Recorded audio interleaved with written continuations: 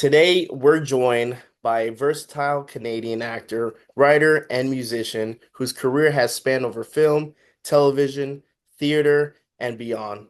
Audience may know him from his early work as a child actor in TV shows like Goosebumps, Are You Afraid of the Dark, and films like Billy Madison and The Virgin Suicides. Beyond acting, he has carved a voice as a playwright and performer, blending creativity with honesty and a love for storytelling. He is a true artist, one who's never stopped exploring and creating and pushing the boundaries. Today, I am honored for my guest, ladies and gentlemen. Please welcome Amos Crawley. How you doing, buddy? I'm good, man. How you doing? How's everything? It's good. That's a very flattering introduction.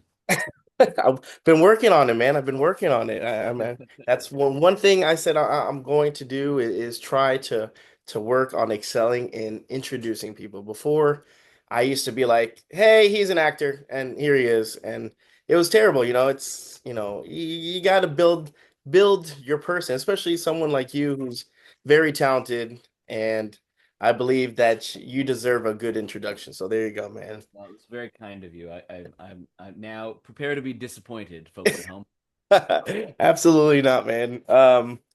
We met we met in Houston for the Yeah, Houston Film Fest, and I got to talking to you, and um was that your first kind of like, oh, it was? yeah. That was my first convention. Oh, I did not know that. That's awesome. Yeah, yeah. How'd you feel about it? I loved it. It was so. There's this sense of community that I had just never like. It was so fun to like sit at that table, and I got to meet you. I got to meet plenty of people and take pictures and chat with everybody.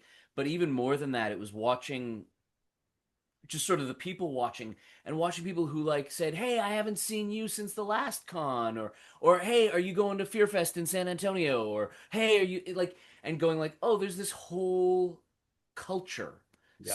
around and I know there's cultures around everything, but like there's nothing as joyous to me as a group of strangers who all love something and therefore they treat each other with like kindness and respect because of that. Yeah, absolutely. And especially the horror community. That's something there. It's like, yeah, I've been to different cons, but for some strange reason, like that horror, like you would think they'd be like, oh man, these guys are a bunch of wackos, they love like, and it's completely different. They're forthcoming and helping But I out. think that's always the case, right? Like the Yeah. more uh, twisted or out there or darker your sensibility is, there's usually at the root of that like a deep kindness and a deep warmth and a deep, like Yeah. I grew up like I come out of like a local punk rock scene in Toronto, Ontario, and we always used to say punks are nice people pretending to be mean, and hippies are mean people pretending to be nice. I like that. I like that a lot. And that's a good one. I might steal that from you, man. That one's Well, I good. think it applies to horror fans too. Yep, I agree. I agree Yeah. completely. What's one thing that you saw in the horror convention that kind of like sparked your interest or just intrigued you? I mean, there was plenty. There was so much great stuff. I loved seeing a lot of the bespoke art. Like I mean, it's great that people are selling T-shirts and people are Mhm. selling mass marketed stuff, but like it was seeing like people who made their own versions of posters of Yeah. things, Yeah. or they made like a craft or a painting or a lot of people were bringing this Goosebumps poster that they had bought that this woman had painted, and we were signing it for them, and it was like it was just an awesome thing. I will tell you that at one point, like I went for a little walk. There was a little lull, so I went for a little walk because for people who weren't there, it was three different rooms. Yep. So I went to walk around some of the other ones, and I passed by Malcolm McDowell's table, Awesome. and there was nobody lined up, and I had this moment of like, am I gonna drop $90 for To an see autographed it. copy of A Clockwork Orange? And I'd like it was close. It was close. It was close. I decided ultimately what would I do with it. Hmm. But that That's was amazing pretty cool. though. But you know what? I And mean, look, that's one thing about, I when I talk to talent and they explain, they're like, hey, sometimes it's not only do they like the interactions of the fans, but they also like seeing, talent that they've never seen and just talking to them and getting to know them and stuff like that. So it's funny that I mean, his table itself, he had like three tables just full of 8 by 10 pictures. It was wild. Yeah, yeah, yeah. I mean, that was growing up. That was Yeah. like a foundational text for me. Yeah. Like there was a point I was probably 14 or 15 years old. I think I watched that movie at least twice a week. Like I loved that movie. It's a classic. Again, Yeah. I remember trying to put it on for my mom for the first time. She's like, "What the hell are you watching and why are you watching this? Like this movie's sick." And I was like, is there something wrong with me? I'm like, well, the main character's name's Alex, and just everything about it. I actually wanted to dress up, and this is where the sick part of me probably is. I have two boys. I wanted them dressed with the top hat, the all white. I like, That was the last Halloween costume I ever did. I think the last time I ever went trick or treating I was 12 or 13 years old, and uh-huh. that's I was Alex That was with awesome. the eyelashes Yeah, painted on. But I think it speaks to what we started speaking about, right? Like, yeah, that movie is violent and it's scary and it's intense, but at its core, it's deeply humane. It's a deeply kind and, I think it's a hopeful movie. definitely. Towards the end, right? Towards the Yeah, end. Yeah, yeah, like no, it's like you gotta go. Look, the only way out is through. Yep. Agreed. Agreed. Yeah. Agreed. That's oh man. But man, people that came up to you in the horror con and stuff was what were their expressions? Were like, hey man, it's all nostalgic, right? Everyone's like, hey, I remember you like, oh man, Goosebumps or Billy Madison or what was the most was obviously Goosebumps. Yeah, I think Goosebumps and Are You Afraid of the Dark were the two Yeah. big ones because it was Ghastly Horror Grinner. Fest, and Hmm. I think one of the things that I've come to understand is that Goosebumps and Are You Afraid of the Dark were the gateway drugs for a lot of horror fans, right? It was the Yeah. first thing they ever watched in that world, and that became how they then, you know, ended up, I don't know, going to see Weapons last night. Like that's Yep, you got there that's a from there. journey. I don't know. Yeah, it's I remember hearing Twist and Shout at the end of Ferris Bueller's Day Off, and I think that's how I ended up with thousands of records in my room upstairs. Like Oh yeah. there's always a There's gateway one. drug. Yep, there's always one thing. Um, talking about, and we're going to be talking a little bit about, your television, your voice acting. We're going to be talking about Goosebumps, obviously. Are You Afraid of the Dark? First things first for Are You Afraid of the Dark? I know there was a couple interviews that you had that you said, hey, unfortunately, don't remember too much of the auditions and stuff like that. It's been a while, right? Um, talking about on set and getting a role like that, like for the Ghastly Grinner, which is, one of the favorites for Are You Afraid of the Dark? How was it on set and just working alongside those people? Terrific, fantastic. Ron Oliver, uh, who wrote and directed it, was at the head, and then all the way down. Um, Everybody kind, everybody funny, everybody chill, everybody wanting to do something cool. Yeah. Um, I remember the very first day I sat down in the hair and makeup trailer, and I had very long hair at the time. And casting had reached out after I had auditioned and said, would he be willing to cut his hair? Oh, And and I said, no, absolutely not. Like that's you know, yeah. this is who I am, man. That Uh, was your thing, man. yeah, and it was so awesome. So I sat down, and the woman who was doing my hair right away, she was like, "I heard you wouldn't cut your hair, and I think that's really cool." And it's like that set the tone for the whole Yeah. week, Yeah. and then she said, "We're gonna make you look like Tim Burton." And I don't know if she succeeded in that, but she definitely like it gave her something to Cool. play with. Cool. I think I cut my hair on my next job though. I did a movie called Lives of Girls and Women based on the Alice Munro novel, Mhm. and it was set in the 30s on a farm, and it Okay. was like there was no way I could have long Yeah, hair, you can't do but it that. kind of worked because I was like, well, yeah, I've been unwilling to cut my hair, but if I'm gonna go from this to a buzz cut, at least that's I'm making a statement. There you go. You stood your stand for Yeah. the time being. Um, now, what was it about the long hair? Is just something that was in style, or is it you're just kind of going through that rebellious stage of your life? Yeah, I guess. I don't even really remember. I just, I think it was probably this is like the early 90s, right? Like this is the Yeah. grunge era. I was Mhm. certainly not alone in the long hair. Yeah, definitely. Now, when you did Are You Afraid of the Dark, right? That was like the first, like we talked, the gateway. That was kind of the doors open. And for a kids movie, I mean show, it was pretty intense. I remember some of these episodes scared the shit out of me when I was little, Like, It's funny you would say that when we got home from Horror Fest, I realized that I hadn't seen the Goosebumps or the Are You Afraid of the Dark maybe ever, or oh, at least really? like not since they originally aired. And so I thought, oh, after talking about them all weekend, I kind of want to watch them.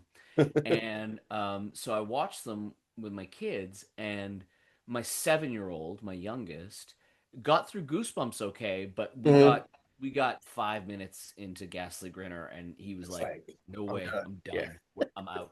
We're out." Yeah, like I said, it is completely different levels. Even though they're both kids show, it just seemed like Are You Afraid of the Dark was just a Just couple, that little extra yeah, bit, yeah, yeah. just a little bit more unhinged than Goosebumps. Goosebumps was still like I could put on for my 8-year-old, and he still doesn't really, find it too scary. But Are You Afraid of the Dark is like, okay, we've have him sleeping in his own room. Do I want to put this on right now and have him, for the rest of the month, like come like I don't want to do that. Like so I'm like, yeah, that's maybe it's not the greatest time to do it, but yeah, man, it was pretty intense those episodes. Um Not talking about Goosebumps, right? So at that time you had the Haunted Mass. You did the Haunted Mass Part Two, playing Chuck. Now, did you know about R.L. Stein's Goosebumps books before you joined the show, or no? I didn't.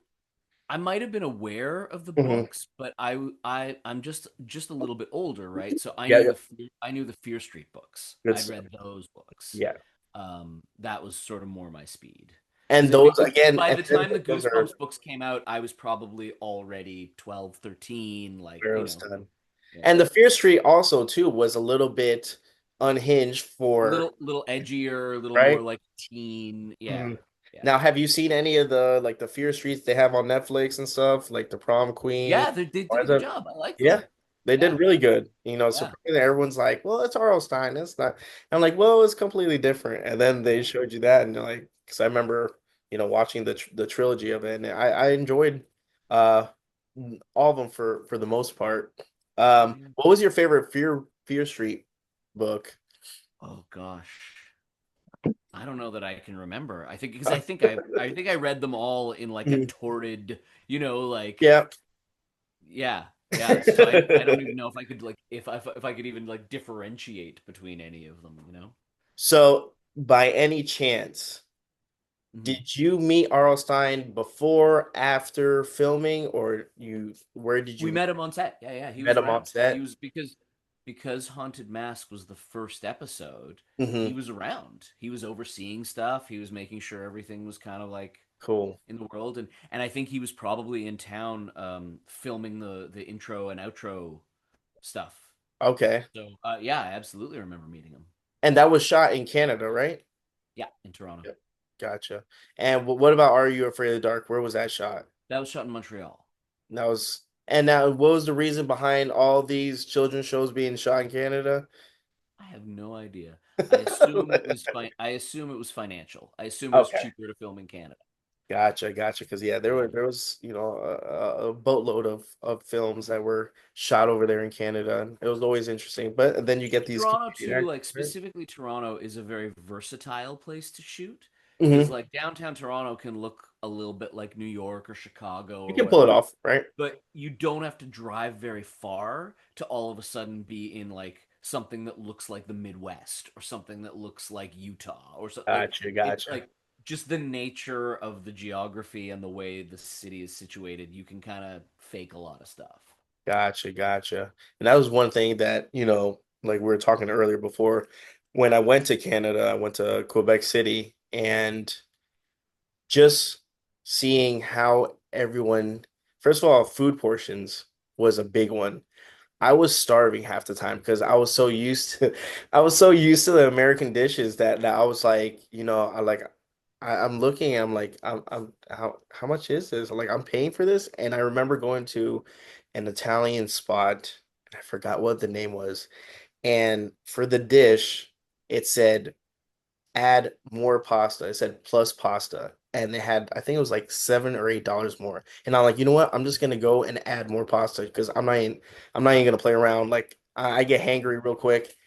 And I kid you not, they brought the plate and it was almost a tiny bit smaller than a Chef Boyardee in a can. And I was like, oh my God, like that's why you guys are all skinny and all Americans are fat. You got half these people, you have half these people walking around the streets. I mean, you guys have hills, you guys have mountains, you guys are walking up and down, and I'm trying to take a horse and carriage because I don't want to walk anymore. Like it's that crazy. Like I get it. I get it why people are like, man, Americans are just fat. I get it. So we like to tour around and see different ballparks. It's like Okay, cool. a our family pastime. And I remember one of the first places we ever went was we went to Cleveland to Progressive Field, and my oldest was, he was like old enough that he was starting to order like not off the kids menu or whatever. We went to like a Mexican joint somewhere near the hotel, and he like ordered an appetizer and then he ordered a main, and I was like, oh no, dude, we're in the Yeah. States, like you don't need to like. And all his food came, and he looked at me and he was like, He's I like, don't know. He was like, we're gonna need some boxes. We're gonna need some boxes yeah, because we're not used to it, you know. yeah, it's completely, it's like it's such a change, and I don't think I was ready for it. I really wasn't. I was like, oh Now man, you were in Quebec City too, which is particularly European, right? yeah, Like yeah. there is like you might not have as much sticker shock in Toronto or And in maybe then that was my doing, and the fact that I would go early in the morning, Tim Hortons, and stock up. I would there you go. stock up, and then throughout the day, just You're an honorary Canadian for doing that. That's well, there you go, man. You said you went to different ballparks. Is that something that you and your son do a lot now? yeah, yeah, Yeah. What? How yeah. many Well, actually, ballparks the have whole you gone? family, my wife, Okay, both my kids, yeah, cool, cool. What yeah. ballparks have you gone to? What have we done? We've done City Field and Yankee Stadium. We've done Progressive. We've done Comerica. Obviously the Sky Dome in Toronto. We've done a few. The plan this summer was to go to PNC, Okay, but then it fell through. So we like to do the driving distance, and then the plan down the road is to do a West Coast like gotcha, blitzkrieg and gotcha, start in gotcha. San Diego and work our way all the way up to Seattle Nice, and nice. just see a game everywhere. Well, that's definitely one of the things I used to do with my dad as well, is especially the ball fields. I love going to the ballparks and stuff like that. Um, I was so bummed when I was in Houston for the show that the Astros were on the road yeah, there are a because it was bunch like of after the first night, I was like, I'm gonna go see it. Yeah. yeah, and that's one thing that's it's probably a beauty, like when you start doing these cons and stuff. Like there was the one in Baltimore, and the the hotel that they were doing the con was right across from Camden Yards. So I got a full view. I was like the 19th floor, and I just saw the whole ballpark. Unfortunately, there was no game because I would have loved to just been like just watching it from my window, but it was cool.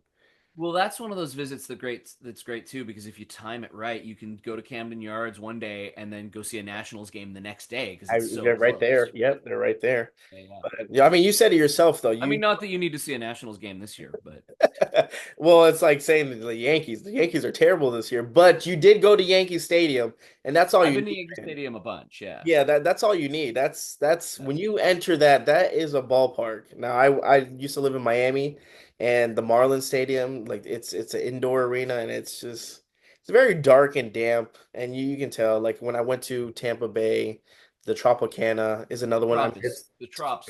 I yeah, mean, no disrespect because I know that they went through it, but yeah, like but the yeah, Trop it the needed. Trop needs to be rebuilt. Yeah, it was rough, and I went to Boston, and I tell the story to everyone. I said we lived in Jersey, and we'd drive, and we had a trip.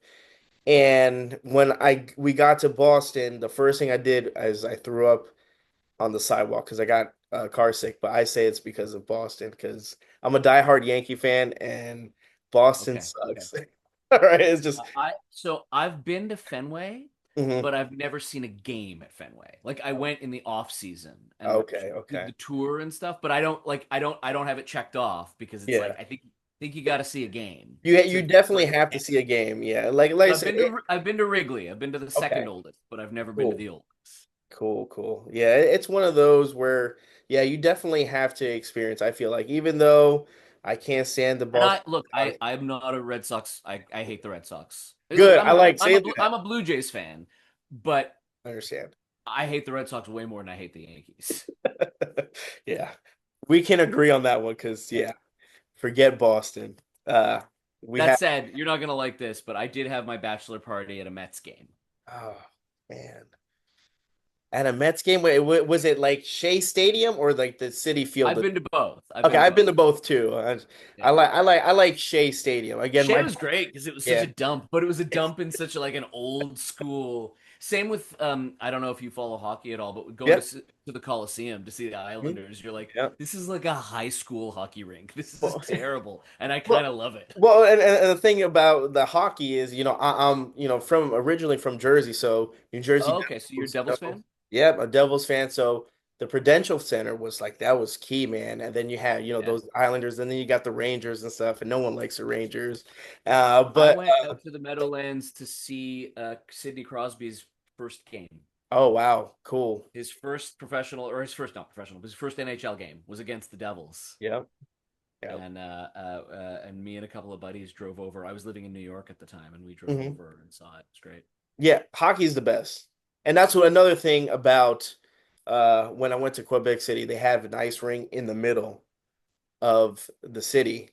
And I remember I can't ice skate worth a shit. So I'm like skating slowly, and these people are just blowing past me. Kids that are like 5 years old, going backwards, playing tag, and I'm like, I can't even go forward. How are you guys going backwards? It's amazing.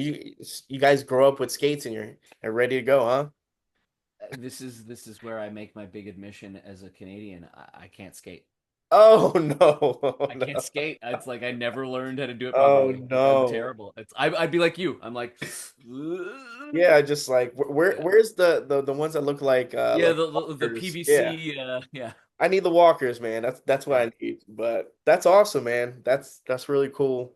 Especially that the stadium stuff is something that it's a cool tradition to have, especially for your kids when Yeah. they start getting into that and they start liking the same stuff that you're liking. So it kind of goes full circle, especially with Goosebumps. I get growing up with Goosebumps, watching it, reading the books, and then slowly trying to turn my kids into Goosebumps fanatics. Are your kids by any chance like any of the Goosebumps books? Yeah, my youngest is really into them. He loves Yeah, them. yeah. Yeah, he's read a whole bunch of them. There was a couple of years ago. There was a Haunted Mask graphic novel that got Yeah. done, and somebody gave a copy of it to us because I had been in the show, and Mhm. that kind of like he just glommed onto that, and then so now whenever we're in thrift shops or whatever, like he goes and tries to find the old books, and so we probably have half a dozen of them or something.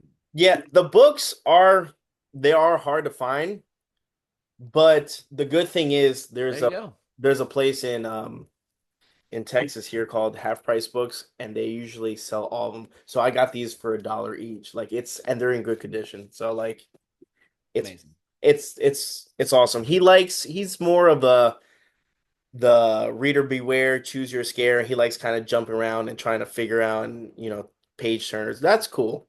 As long as he's reading. That's the goal. That's the end because he like I said, he loves math, can't stand reading. And I'm like, ah, I was the opposite when I was little. Me too. I was exactly the opposite. To Yeah, I this was just day, I count things on my fingers. um, do you remember working on the set of Halloween, I mean of Haunted Mass part 1 and 2, and was there anything that kind of stood out when you guys were making those episodes? I think I remember two better than I remember one. I think I Okay. was in one a lot less. I think one we're just kind of in the beginning and then we get Yep. scared off and that's, Mhm. but two, there was that little like sort of storyline of um the two girls and myself trying to find Steve. um Johnny, Steve, but Yeah. John White. And so I have way stronger memories of that Hmm. because there were late nights, they were hanging out, it was we were all 13, 14. So I remember like hanging out with the girls a lot, like, and that process of it. Yeah, definitely. How was working with them? Was it something that, was everyone kind of like, serious about it? Was people trying to prank each other? Because I would think, right, that, like any funny or memorable behind the scenes moments while filming, maybe like graveyard scenes, everyone's scaring at each other.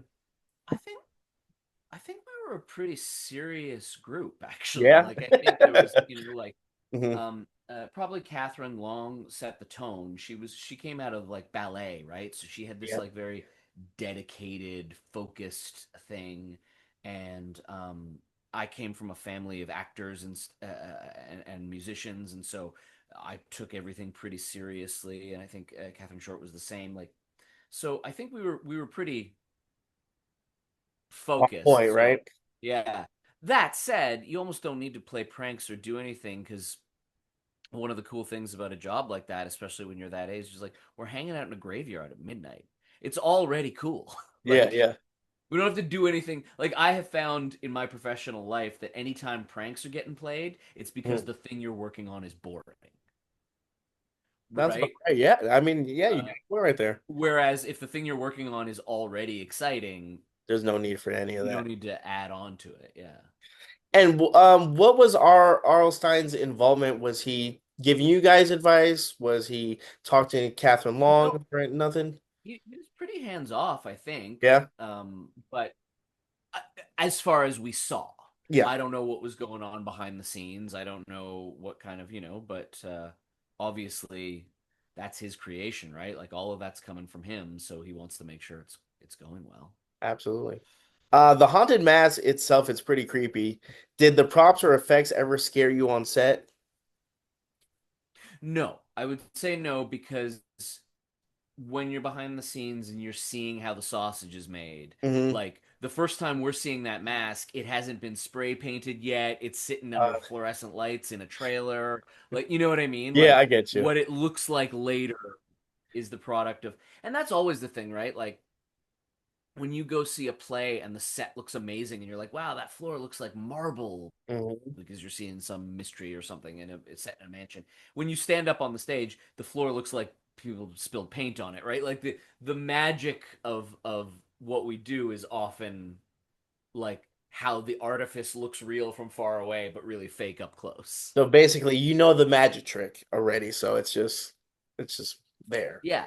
Yeah, exactly. It's like yeah, if I assume when a magician watches close-up magic, he's like, Right. yeah.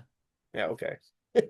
While the audience is like, Whereas I'm like, yeah. Fans still talk about the Haunted Mass episodes today. How does it feel to be part of such a nostalgic classic? And I mean, as you do probably more horror cons, you just see that grow and grow, right? Uh the only word for it is grateful. Like it's tremendous. It's so lucky to get to be a part of something that ends up mattering in however small way. Like, we're not Doctors Without Borders here. We're talking about the playground, but it's a deeply I'm deeply honored and deeply grateful. Definitely. And like I said, the Goosebumps thing, the beauty about that is that not only do you have people, growing up from the 90s, having that, nostalgic, then you have them showing their kids, and it's just that tradition keeps passing on, just like the stadium thing, and it just keeps going and going and going for generations, which is Yeah, and really cool. I've had kids who are like, you know, 12 years old say like, "Oh, you were in that thing that my family watches every Halloween. Like that's what we watch. That's our tradition. We watch that every Halloween." Yeah. And that's crazy. That's crazy. It's wild, huh? Yeah. You're part of everyone, almost majority of the people's traditions in their household when it comes to Halloween. I mean, Yeah. It's the I used to do the things from with my kids, even with my little sister. Are You Afraid of Dark? I would say Midnight Society. And when it came close to Halloween, it started usually around like the end of September. And every day after school, I would pick her up, and then we either color a haunt like do a haunted mass, or do a haunted house, or do this, and we'd have music, and it's just part of growing up like that, and it's awesome to share and probably experience as well, man. That's cool. yeah, I mean, everybody I have those traditions too. And I think about how meaningful they are to me. And it is astounding to think that I'm a small part of somebody else's. And again, it's very fortunate. Well, you think it's a small part, but we all think it's a very big part. So thank you for that, man. It's awesome. And especially they say don't meet your heroes. And sometimes I've had some bad encounters with some talent, and it has been nothing but good a very good showing from you, man. It's like I said, Oh, I appreciate I that. mean, Thank you. we kicked it off, and it was really really cool just to talk and to because that's what people want, right? Especially the cons is they want to be, they want to express their gratitude towards you on something that meant something in their life, and want to appreciate you and thank you for it. So it's really cool to be kind of receptive to that, man. Well, and it's a chance to for me to express my gratitude too. Like that's a thing only exists if people watch it. Yeah, You know. yeah, agreed, man. Agreed.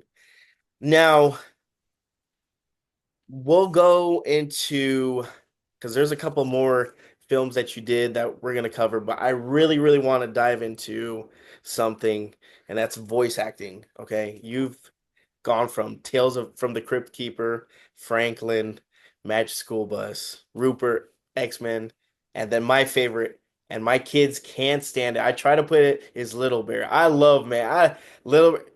It's not for everyone. They I don't like it. love Little Bear. I love I Little Bear. love Little Bear, I, man. I've been very, very fortunate in voiceover, and I've done a lot of it. And Yep. but Little Bear is that's my favorite. That's my favorite. I love it. I think it's imaginative and gentle and imparts a good I feel like maybe it's of its era and everybody's got their own thing, but Yep. I'm particularly proud of it. I agree. I had a voice audition today actually, and I got to tell you, I was like, I read the script and I was like, I'm gonna do the owl voice. I'm just gonna do the owl voice and see what happens. could you do the owl voice right now? I was I like, mean, I don't think it's not actually that different from my voice. It's just a little bit more in this world, I think. that's awesome. That's Yeah. awesome, man. Uh, how did you land the role of Owl for Little Bear? I think I would have just auditioned for it. I mean, Mhm. at that time, the animation industry in Toronto was really thriving, Okay. and I was on a couple of shows at the time, and yeah, I would have just auditioned for it, and So that's kind of my jam. That kind of like pompous, not as smart as he thinks he is. I don't know why, but I seem to play that all the time. uh did you base the Owl's voice on anything in particular? Like you said, you kind of changed just a tad bit and that's it. So how Yeah, I think it's pretty close to my voice. I think it's Mhm. pretty close to just uh I always thought of it as somebody trying to sound smart. That's what that voice was. Oh, Trying to impress the librarian. gotcha. Gotcha. What's the process of bringing a character like Owl to life? Like, do they go, "Hey, this is your character, this is his characteristics," kind of stick to that? Because especially voice acting is a completely different ball field. So I'm just kind of curious Yeah, I about mean, at that. that time, and this Hmm. has unfortunately become less of a standard in the industry. At that time, the first thing that you got sent when you auditioned was you got sent drawings. Okay, Like it was like this is what the character looks like, and that's where you would, and they'd send you'd be like five drawings. There'd be like, you know, the base drawing, and then like this is what he looks like flying. This is what he looks like eating something. This is so you had kind of a sense of like it wasn't moving, but you had a sense of like gotcha. that. And unfortunately, that seems to have gone by the wayside. We don't get to see drawings very often anymore, which is a Why do you bummer. think that's the case?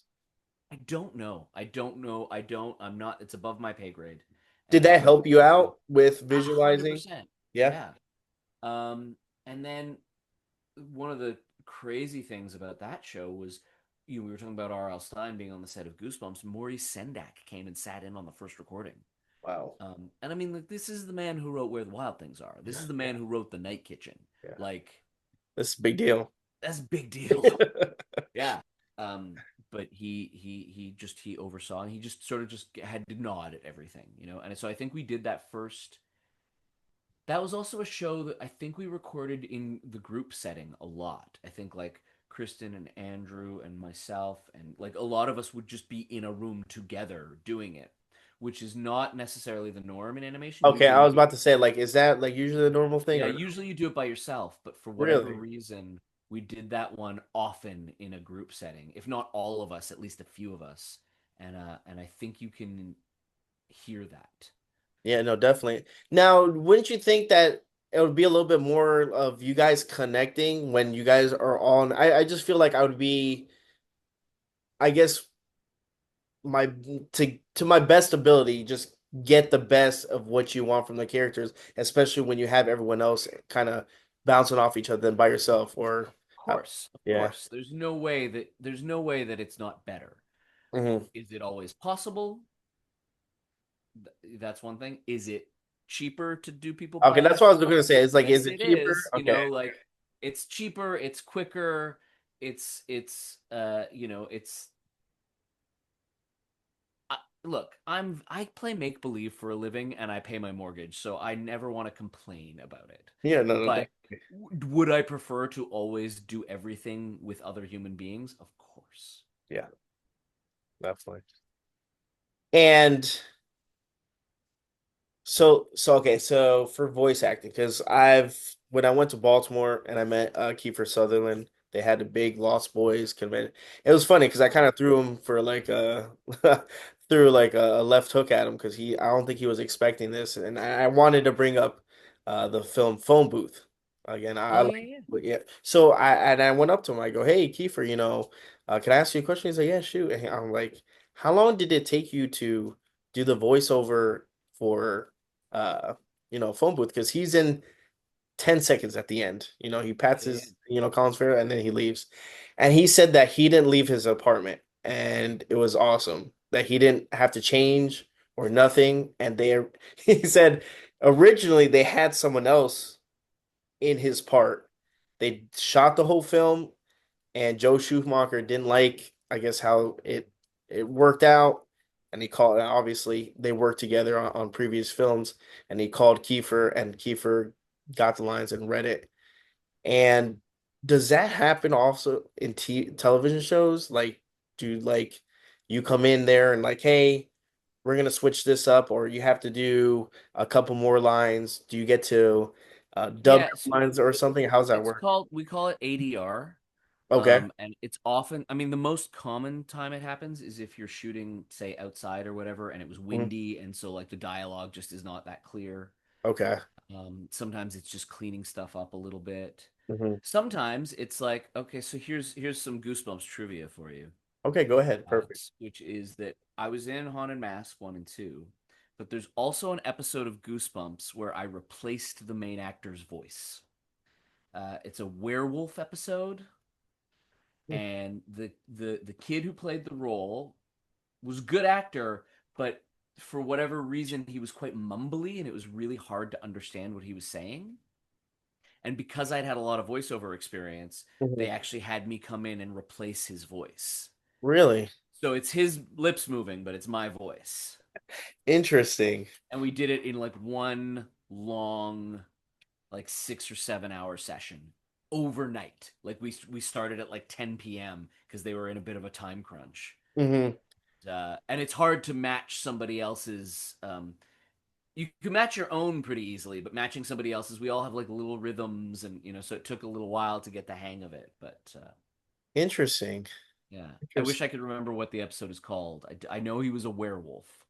The Werewolf of Fever Swamp, maybe. Oh, I don't think it's that one because Wolfskin. I know that one. I'm trying. I want to say it has like a pun name, like it's like Bad Scare Day or Bad Hair Day or Oh, something. well, Bad Hair Day was the rabbit.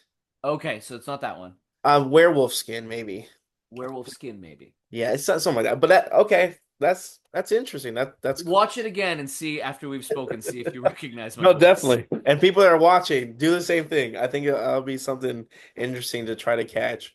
Do you guys usually would record in the same spot, same location, or how would that work? Generally speaking, yeah. Generally with Yeah. cartoon work, you would record once a week, and usually each show had its own. I think we recorded Little Bear. The majority of Little Bear was recorded at a place called Sounds Interchange, that has since it's still there. It has changed names several times. It was Dave Audio for a while, and then it was something else. I think it's called Deluxe now, but that's where we recorded most of it.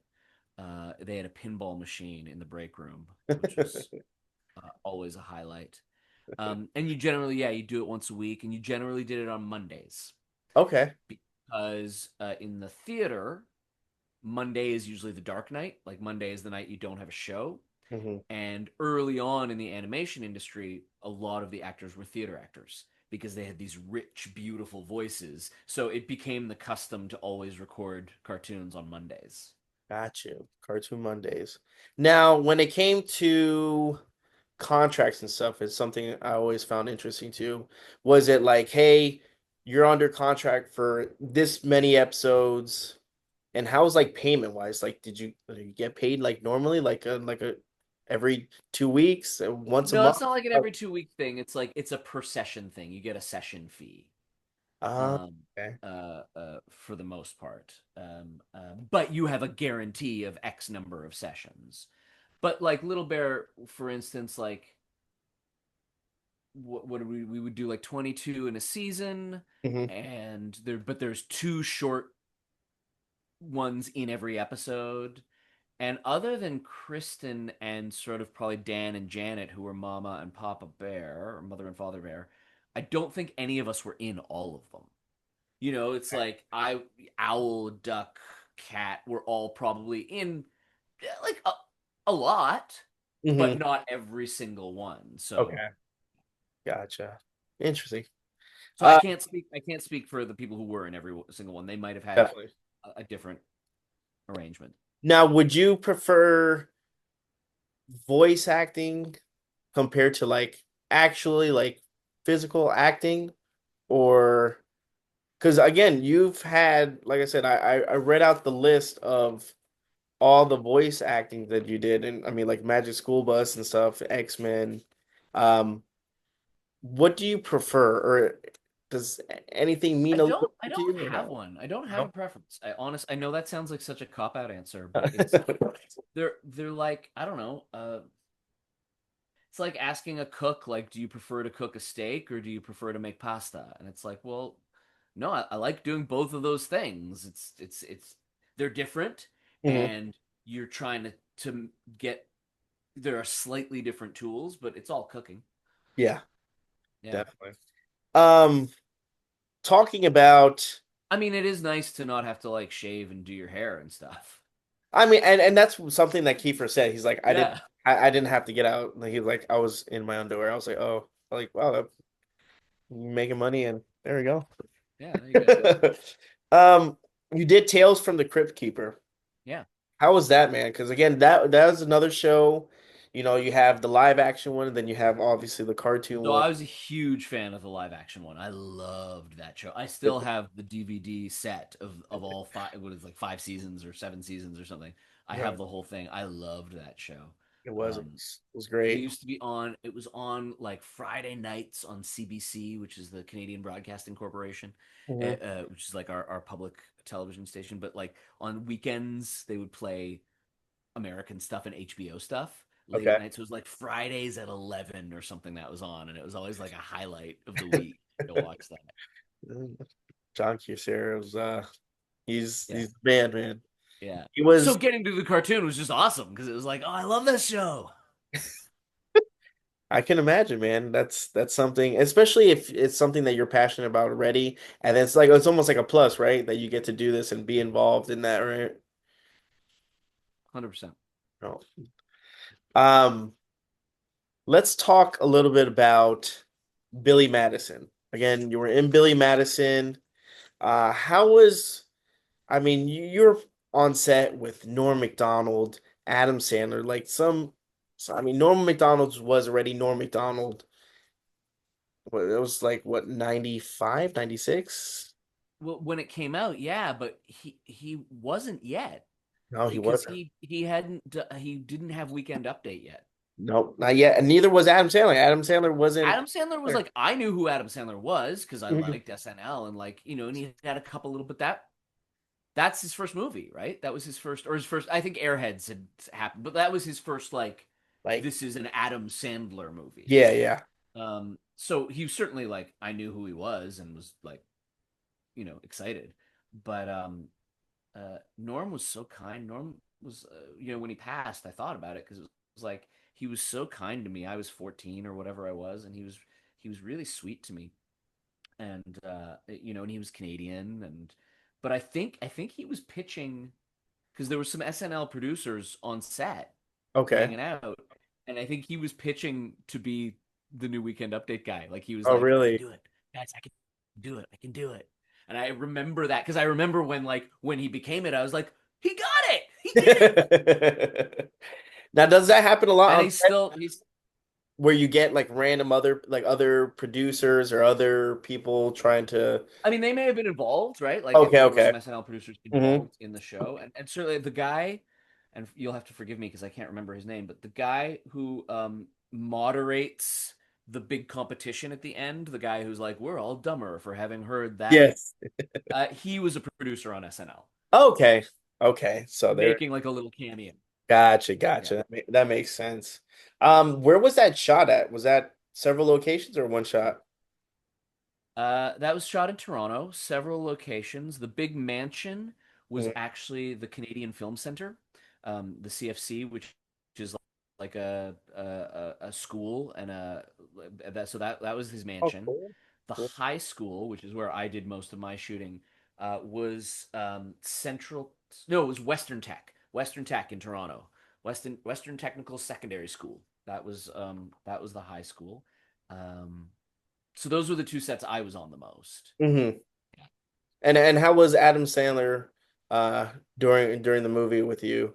Just a mensch, just the nicest guy, Yeah. just, not hiding in his trailer, not like hanging out with all the kids who were all excited to meet, Opera Man. Mhm. Um, and just just the nicest guy. I was probably a snotty little teenager, like, and he didn't have to be nice, and he was. Was there is there anything from shooting Billy Madison that you vaguely remember that is like maybe a memory or two? Tons. I was big. I was really into Dinosaur Jr. at the time, and I remember that Sandler did a killer.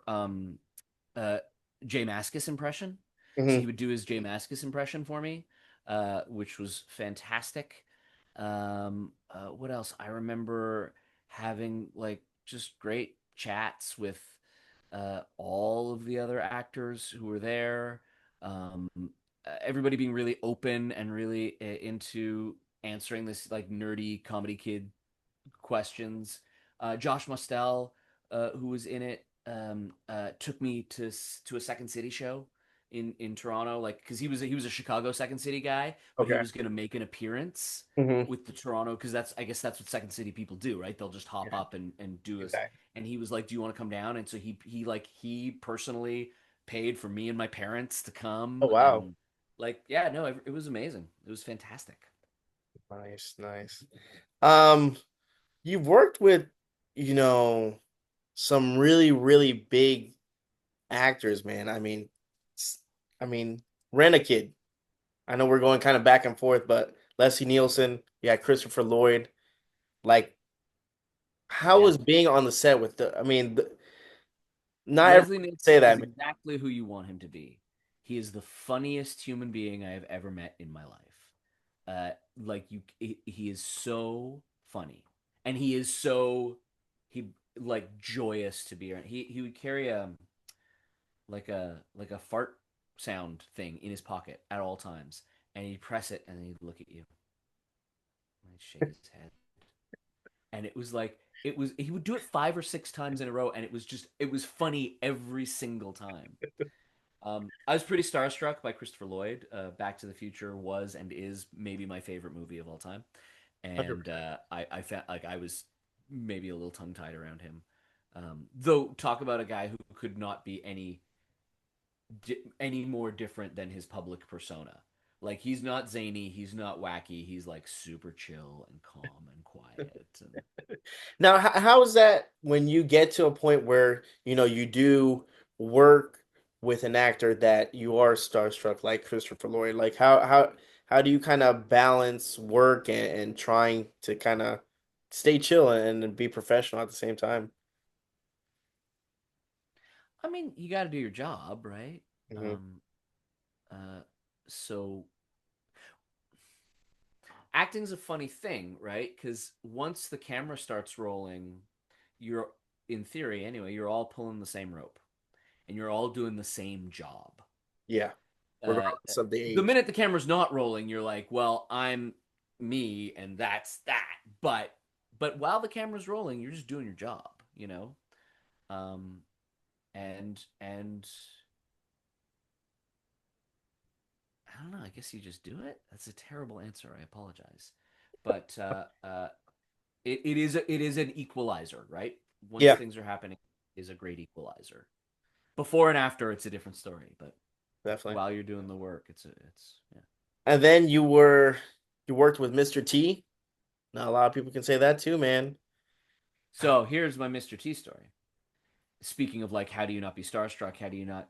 Mr. T was Mr. T, and he's a big deal, you know. And again, for people my age, my generation, I think I'm a 18. little older than you. Like the A Team was a Yep. huge, yeah, Yep. and so I was pretty excited.